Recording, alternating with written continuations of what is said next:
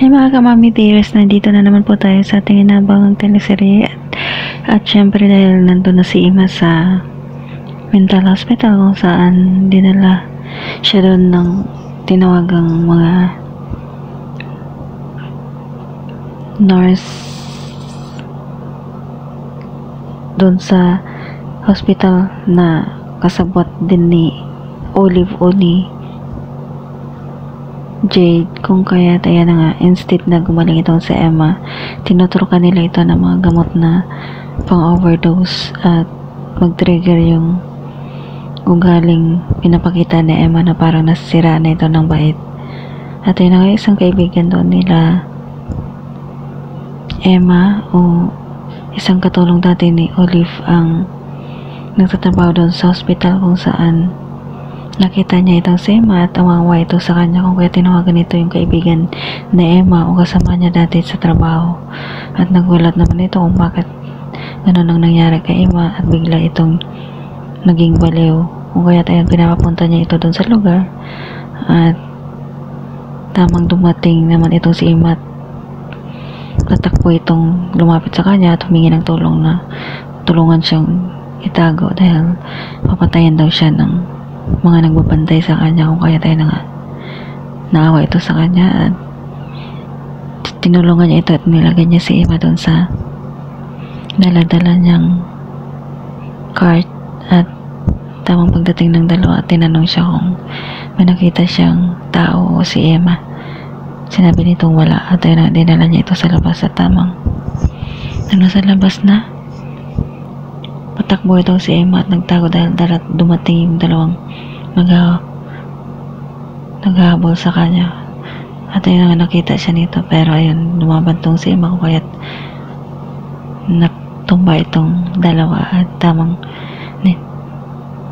nahimatay itong si Emma at bigla may dumating na lalaki at tinulungan niya itong si Emma hanggang kinarga niya ito papunta doon sa kanyang sasakyan. At samantala ito namang dating katulong ni Olive ay pinidyan niya yung pangyayari kung kahit kitang kita sa video kung sino yung kumuha kay Emma at anong plate number ng sasakyan nito.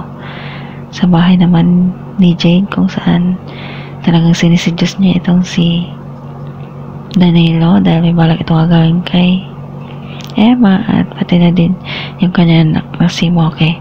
At ayun na nga, nilandin niya itong si Danilo at muntik na. At ayun na nga, pumunta ito sa hospital pero naiwan ni Jade o ni Olive ang kanyang cellphone sa sasakyan kung kahit bumalik ito. Pero nagulat naman itong si Danilo nung sinabi ng nurse na wala na si Emma doon at gusto itong umalis doon sa lugar na yun dahil gusto niyang lumayo ito sa kanyang anak at sa kay Danilo dahil sa ginawa nilang pagdala kay Emma doon sa hospital.